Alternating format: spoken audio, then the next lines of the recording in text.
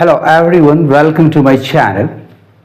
Students, today's topic is selecting incorrect sentence. Asked in the IBPS, RRB, PO and IBPS, PO mains examinations. If you really want to be selected in 2025, please watch this video till the end. Before we start the topic, give a like to this video, subscribe my channel, as well as press the bell icon so that you can receive the latest notifications regarding my uploads. Let's start. Error detection या selecting incorrect sentence या spotting error से related इस तरह के question में you are given 4 sentences labeled A, B, C and D. You have to find out which one of these 4 sentences contains a grammatical error. If there is no error in any of these sentences, your answer will be option number E, all are correct. If there is one, you have to find it out. तो आइए बड़े ध्यान से attentively and carefully इस sentence को पढ़ा जाए. Question number 1A, first sentence. I believe that next time यानी आने वाले समय में when you will be coming to Bombay, you will bring my book. When you will be coming to Bombay. Remember, जब भी एडवर्ब क्लॉज फ्यूचर कंटेक्स्ट देता हो, future अर्थ देता हो, एडवर्ब क्लॉज कैसे पकड़ेंगे? तो कंडीशन देने वाला जैसे अनलेस, इफ, टाइम देने वाला जैसे व्हेन, व्हाइल छोड़कर, before, after, till, until, etcetera etcetera. Proportion बताने वाला जैसे द प्लस कंपैरेटिव. ऐसे एडवर्ब क्लॉजेस कभी भी विल सेल या वुड एक्सेप्ट नहीं करेंगे. Will shall plus main verb 1 की जगह या will shall be plus main verb 4 की जगह वो प्रेजेंट इंडेफिनिट टेंस की क्रिया लेगा या सिंपल प्रेजेंट लेगा. प्रिंसिपल क्लॉज की क्रिया फ्यूचर में जाएगी. Will shall plus main verb 1 या will shall plus be plus main verb number 4. यदि एडवर्ब क्लॉज में वुड दिया गया है तो वुड की जगह, वुड प्लस मेन वर्ब 1 की जगह क्रिया या तो past indefinite main verb number 2 होगी या सिंपल पास्ट वॉज या वर होगा. It means sentence number A contains an error. Correction होगा विल बी कमिंग की जगह, विल बी कमिंग की जगह कम होना चाहिए. तो सेंटेंस बिल्कुल करेक्ट हो जाएगा. यानी हमारा सेंटेंस होना चाहिए था I believe that next time when you come to Bombay, when you come to Bombay, in place of when you will be coming to Bombay. When you come to Bombay, you will bring my book. So your answer is thus number A. Incorrect sentence.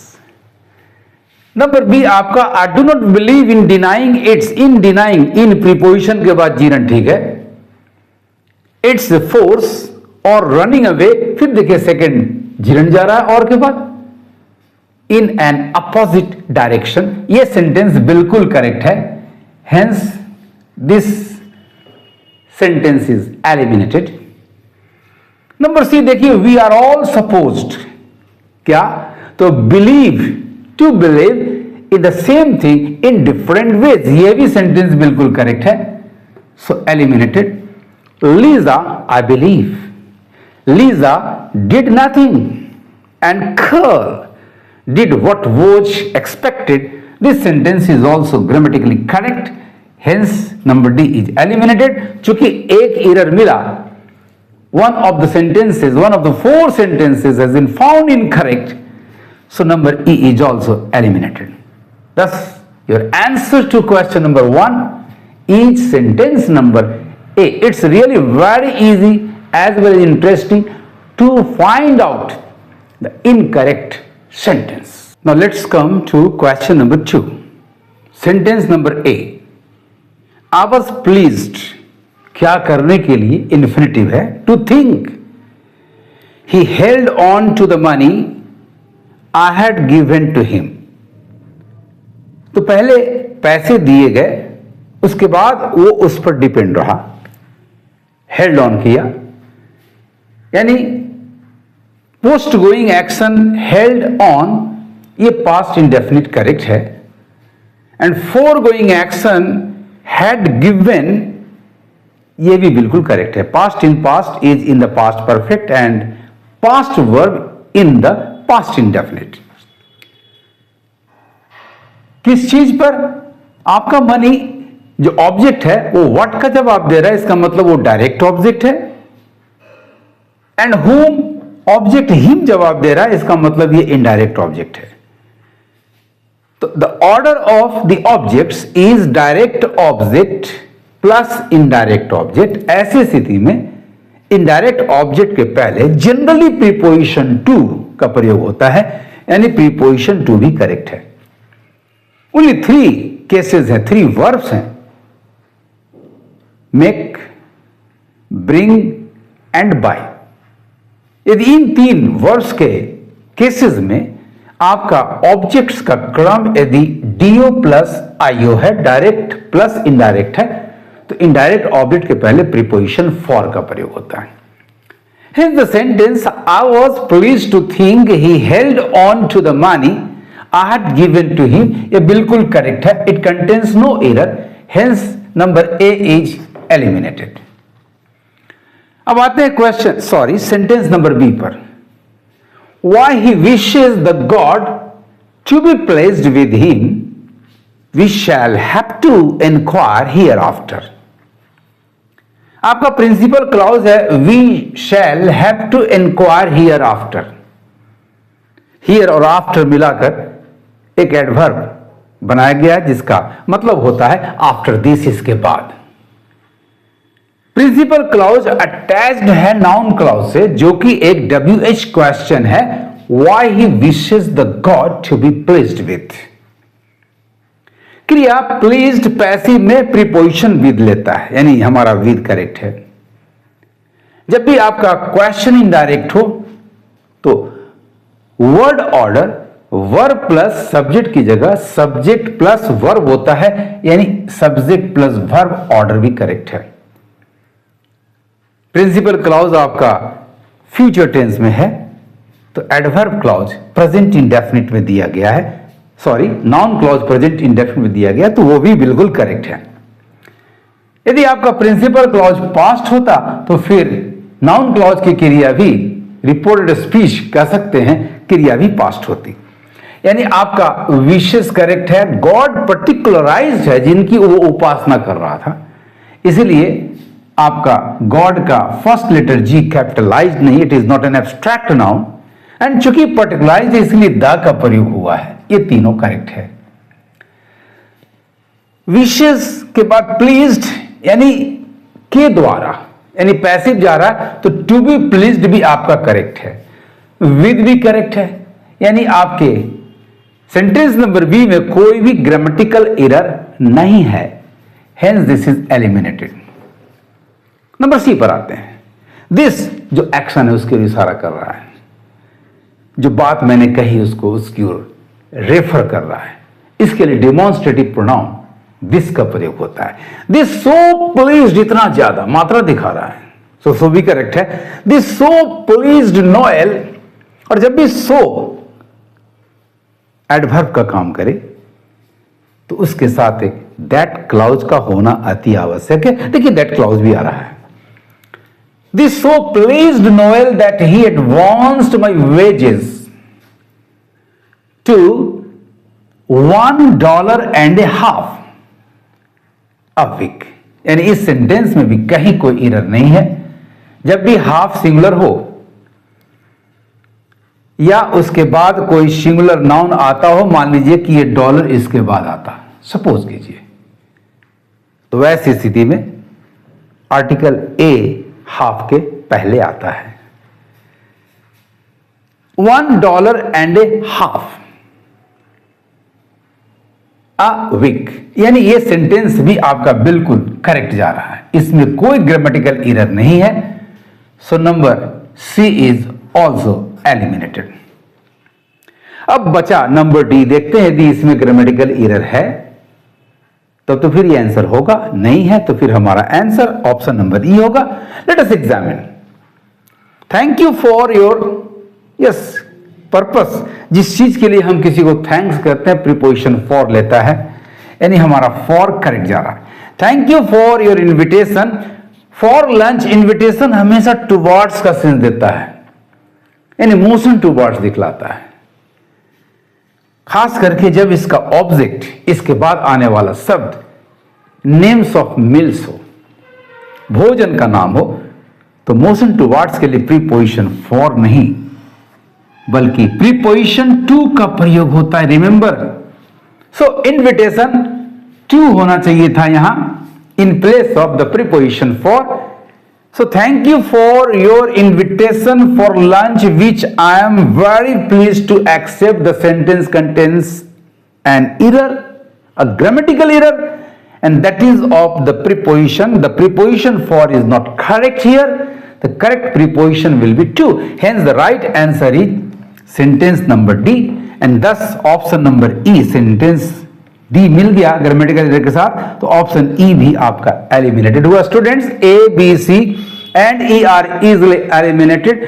The sentence number D, sentence number D, thank you for your invitation for lunch which I am very pleased to accept, contains a grammatical error, hence this is the answer, and the correction will be for must be removed and preposition to must be used in a street. Now let's come to the last question, question number 3. Sentence number A. They have got to live a man's life. Got to live, आदि हो जाना। They have got to live a man's life, pushing all these things before them. Correct है? And get on, infinitive to live, and से जुड़ा है तो to infinitive के जगह बेर इन्फिनिटिव का प्रयोग बिल्कुल करेक्ट है। And get on as well as they can. The sentence number A is grammatically correct, hence A is eliminated. It can not be the answer as we have to find out the incorrect sentence. Sentence number B, swiftly they drew near, निकटता to motion towards the flaming coloured suns. अब suns क्यों आ रहा है? मैं बता दूं, sun का ओरिजिनल कलर व्हाइट है, but atmospheric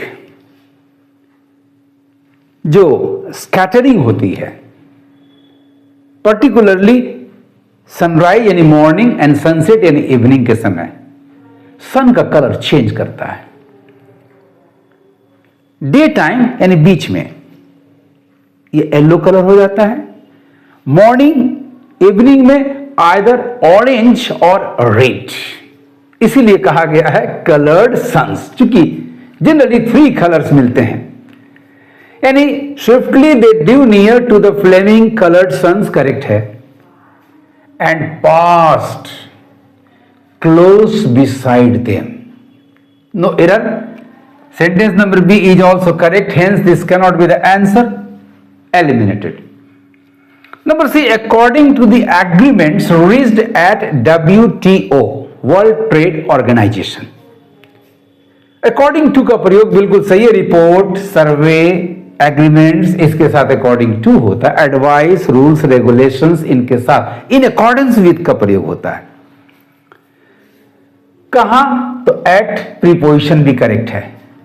commitment uncountable noun है, अतः इसके पहले किसी आर्टिकल का प्रयोग नहीं हुआ है। Was made by all the member country, जितने भी WTO इस ऑर्गेनाइजेशन में सारे के सारे मेंबर कंट्रीज इस एग्रीमेंट को एक्सेप्ट किए, correct. To keep import tariffs, जितने भी इंपोर्ट के टैरिफ्स थे, फेयर्स थे, law and eliminate all non-tariff barriers which could curb imports. No error in this sentence as well. ये करेक्ट सेंटेंस है, hence C cannot be the answer. अब बचा D. यदि ये भी करेक्ट निकला तो हमारा आंसर ये होगा. Let us see. When I offered him to help, when I offered, मैंने ऑफर किया किसे? तो him ये आपका इनडायरेक्ट ऑब्जेक्ट है. क्या ऑफर किया? तो टू हेल्प ये डायरेक्ट ऑब्जेक्ट है. जब ये ऑब्जेक्ट है तो फिर इन्फिनिटिव नहीं होना चाहिए था, यानी ये वर्ब के रूप में नहीं, नाउन के रूप में होना चाहिए था. Here lies the error.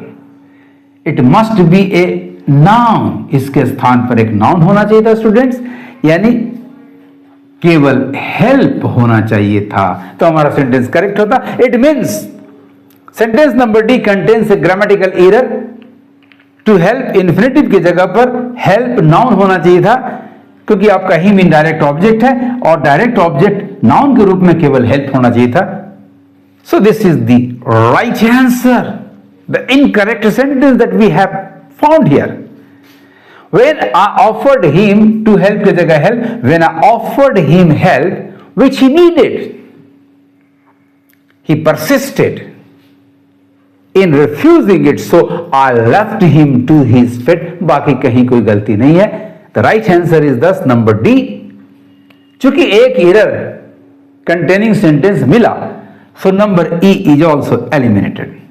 In this way, students, it's very easy as well interesting to find out to select the incorrect sentence out of the given four, provided you have a profound knowledge of English grammar and a very good sense of comprehension. आपको मेरे तरीके कैसे लगे, मेरे methods कैसे लगे, मेरे tips कैसे लगे, कमेंट करें. इस वीडियो को एक लाइक जरूर दें और अपने दोस्तों के बीच इसे ज्यादा से ज्यादा शेयर करें. Thank you for watching my video.